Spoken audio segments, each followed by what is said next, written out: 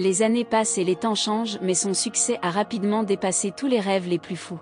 Un peu moins de 50 ans après sa première apparition au cinéma, c'était dans l'an 01 de Jacques Doyon.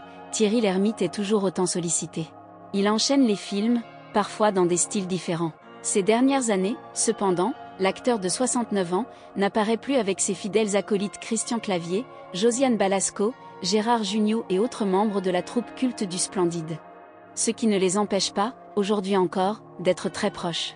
Il faut dire que c'est ensemble qu'ils avaient démarré leur carrière au début des années 70, alors qu'ils n'étaient qu'une bande d'amis.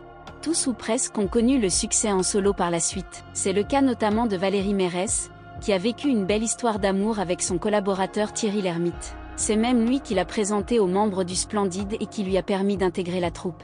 À l'époque, Valérie Mérès était encore étudiante et Thierry Lhermitte, lui, était en train de monter sa troupe.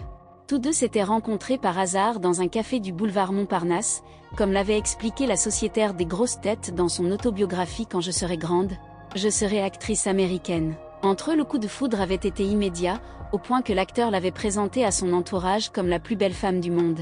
Avec Thierry, notre couple fonctionnait à la scène comme à la ville, écrit Valérie Mérès dans son livre.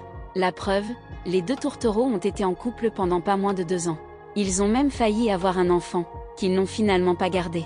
Fonder une famille ne faisait pas partie des projets de l'actrice, qui était encore très jeune et pouvait à peine se payer une chambre de bonne. Au Maroc, on pouvait acheter la pilule sans ordonnance, pas à Paris. J'avais 19 ans et je ne voulais pas garder le bébé, explique-t-elle dans son autobiographie. C'est donc accompagnée de Marianne Chazelle, qui était déjà en couple avec Christian Clavier, qu'elle s'est rendue aux Pays-Bas pour une interruption volontaire de grossesse.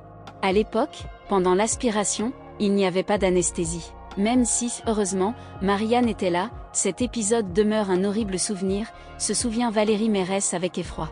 Un avortement dont ses parents n'ont eu vent que bien plus tard, par le biais de ses déclarations dans les médias.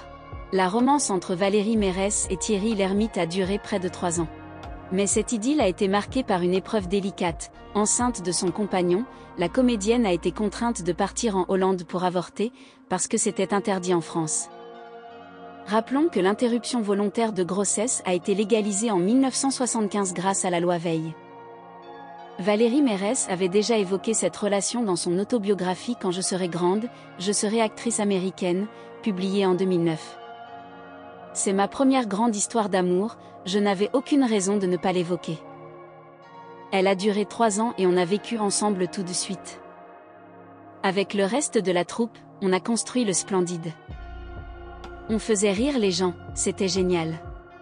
Ouvrage dans lequel elle était également revenue sur son départ de la troupe, qui aurait été précipité par celle qui était son amie, Marianne Chazelle.